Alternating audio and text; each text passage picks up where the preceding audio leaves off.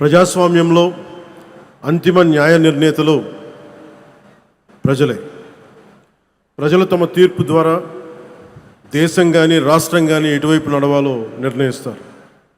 అటువంటి ప్రజలు బలంగా మాట్లాడినప్పుడు అది కేవలం ఒక రాజకీయ నిర్ణయం కాదు, ఒక సందేశం, ఒక హెచ్చరిక, ఒక దిశానిర్దేశం అవుతుంది.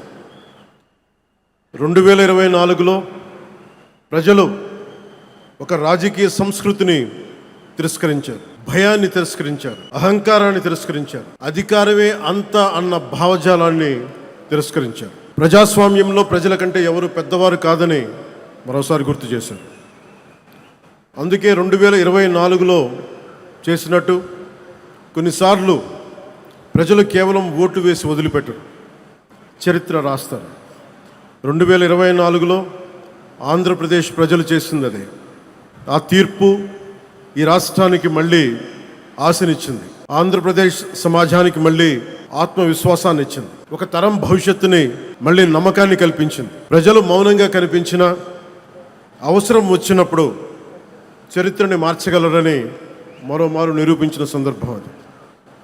2 ఏళ్ల క్రితం మీరిచ్చింది కేవలం అధికారం కాదు, ఒక బాధ్యత. ఆ బాధ్యతని గుర్తుంచుకుంటూనే ఈరోజు మీ ముందుకు వచ్చాం.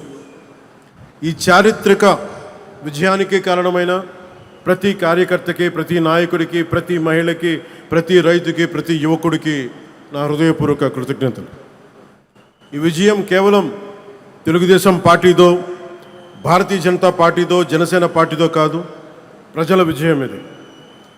ఇది అహంకారం విధ్వంసంపై ప్రజాస్వామ్యం సాధించిన విజయం.